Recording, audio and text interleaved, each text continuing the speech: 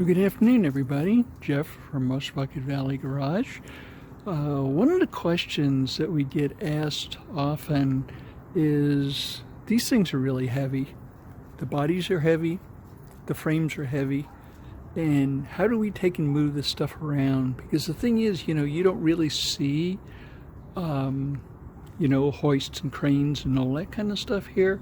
So we're going to take and show you how we take and move things around.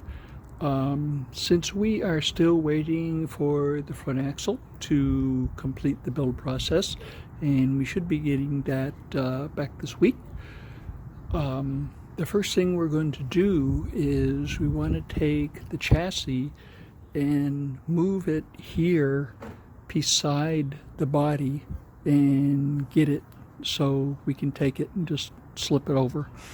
Okay, and we can go ahead and do that rather easily.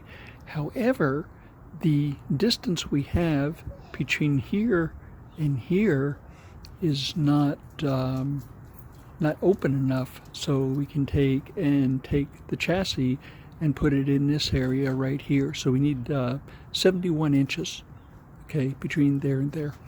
Okay, so the first thing we're going to do is we're going to take the body here, and we are going to move it in that direction here a couple of feet to take and give us the room.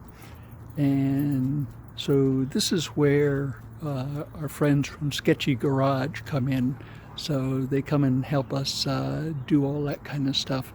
So the first thing we're going to do is we're going to take a jack, and we're going to take and put it right here in the center, and we're going to lift it up just a little bit and then move it to the left and set it down, and then move it to the left and set it down, and so on until we get the body where we need it. And since the body is not square in this work area, you'll see that the back end is, as you're looking at it, to the left quite a bit more, probably about 18 inches. So we want to take and move that to the right. So we'll be starting with the back end and moving that over. So using the method I described earlier, we shoved the Jeep over about 18 inches or so. So now we have plenty of room in there to take and get the frame in. So, and then we've moved the cribbing that's underneath there to give us a little bit more clearance. Okay, we've also taken and rigged the frame. We had jack stands and cribbing underneath here when we put the engine and transmission in to keep it from moving around, and we have the chassis slung on the engine hoist. So we've used high tensile strength rope so that we won't take and put any marks on the frame when we sling it. And then we've also wrapped it around the frame rail here so it won't slip.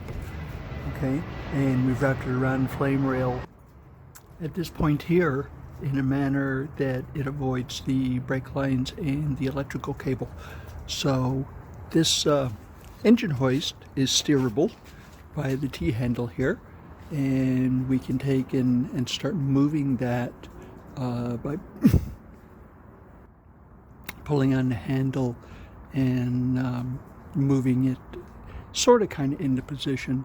We're going to get to the point where we can't move this, and then we have winch points around the yard here that we can attach onto, and we use come-alongs to take and draw the hoist along to make it go where we want to go.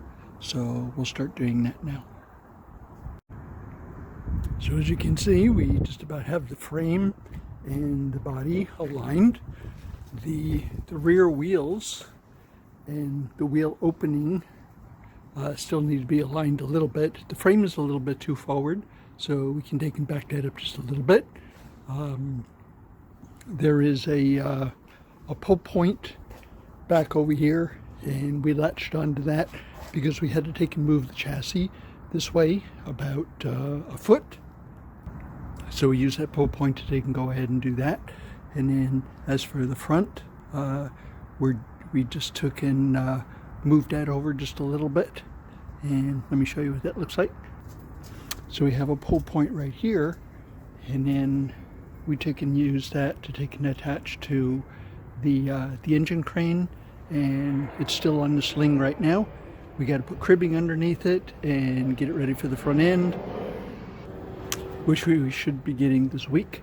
After we get the front end in, it'll be pretty clear to take and move the chassis over onto underneath the body. There is one thing that we're waiting for, and it's right in this area right here. There's a hose for the evaporative emission system that was damaged, so we wanted to take and replace that. So we got another one of those coming. So and before we put the frame in, we go on to get the catalytic converter on. It'll make it a lot easier. Then we can just go ahead and set the chassis underneath the body. So that's basically how we take and move heavy stuff around. Just you know, winches and a little mini crane here. So we moved some pretty heavy stuff. We picked up an entire 94 Jeep with it. So this Ram on here I think is rated for 20,000 pounds. But it's basically served us well. It hasn't fallen or leaked down or anything. So let's get this cribbed up and get it into position, get all the chains and everything all cleaned up and put away.